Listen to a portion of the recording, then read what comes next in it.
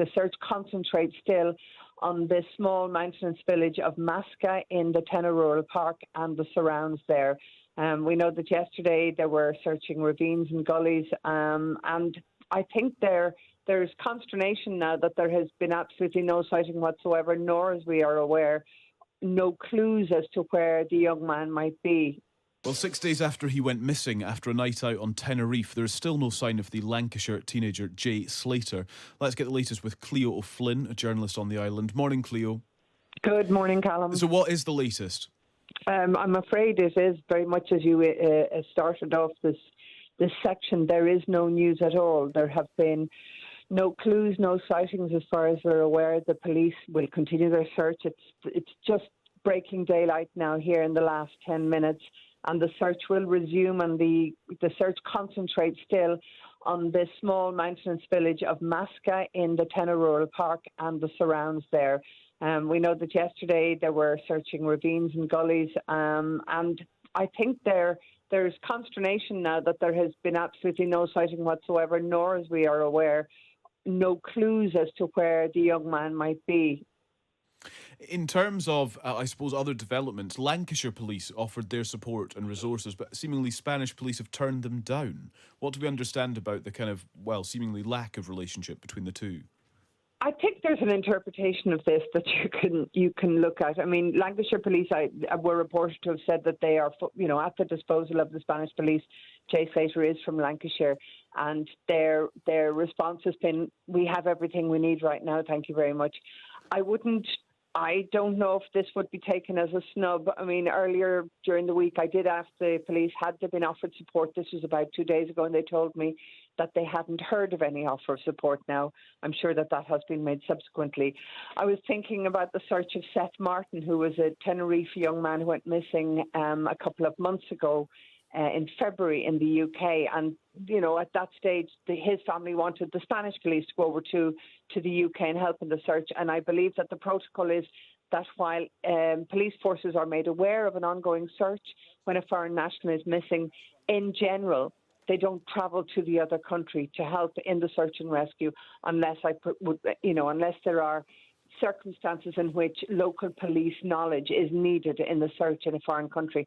That being said, I have no idea what went on in terms of the communications between the two police forces. Yeah, fair enough. Stay there, Clio. Let's bring in Andrew Knight, who has a rental car company in Tenerife and has actually been giving free cars to people helping on the search. Hi, Andrew.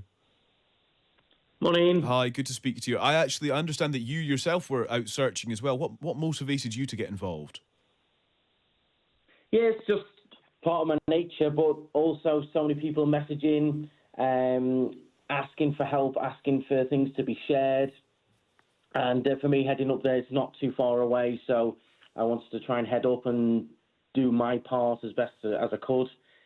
But yeah, it's very extreme up there. It's about 45 minutes away from where I am in Los Cristianos. It's a very remote area to get to. It's not easy to get to by bus or taxi. So yeah, I headed up on Thursday. What do you feel like you contributed or added?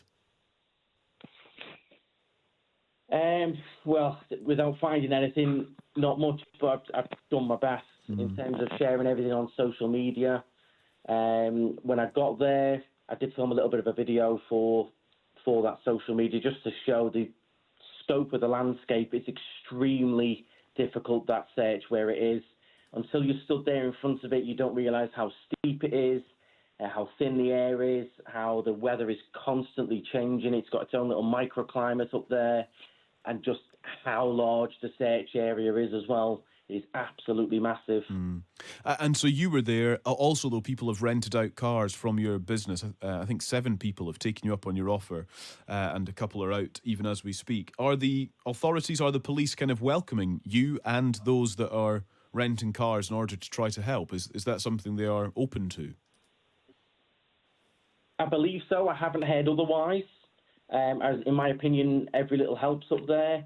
I have advised, obviously, not to go off on your own. You can actually join one of the coordinators up there. If you can call the number 062 and ask them to add you in to that search for Jay Slater, so you can actually join in with a proper coordinator who will tell you where to go or join you up with another party. But in my opinion, every little helps up there, even if you're just going to drive through, just keep your eyes peeled. I don't think you can have too many people up there looking for him. Will you go out again to search, do you think, Andrew? Quite frankly, I'm going to try and go up there this afternoon if I can in between my work schedule. I'm going to try and head up this afternoon, if not tomorrow, and have another little walk and another little search around, yeah. In terms of what it feels like when you're there, is there something, I don't know, is there like a community spirit almost? Were you working with other volunteers? Were you engaging with friends and family, perhaps, even of the young man? I spoke to a couple of other different volunteers.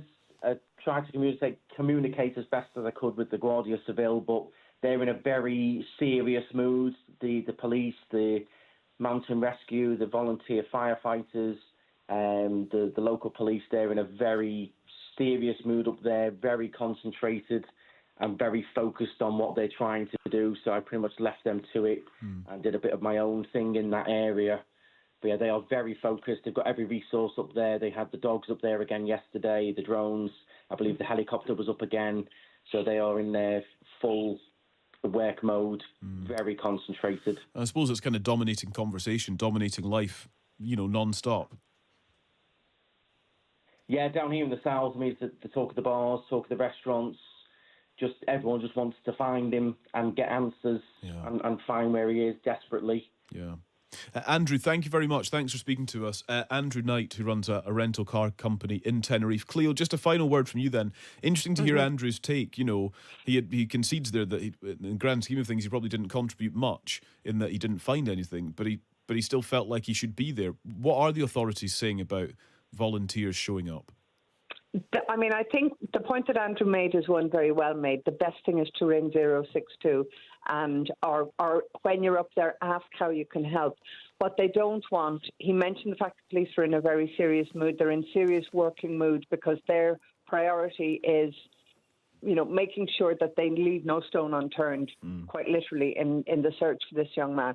So what they don't want, I think, is people just going off on their own bat and potentially getting themselves into danger, which would then mean that the resources of the search and rescue team will have to be diluted because they have to go and help other people who've had a fall, had a sprain or something.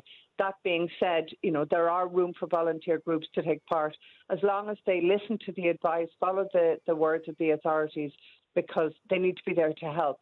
And as Andrew mentioned as well, the community spirit and the concern here in the south and southwest of Tenerife is huge and very genuine, in the sense that what everybody wants is for Jay Slater to be found and found quickly. Clio, thank you very much. Good to speak to you again. Clio O'Flynn, reporting from Tenerife.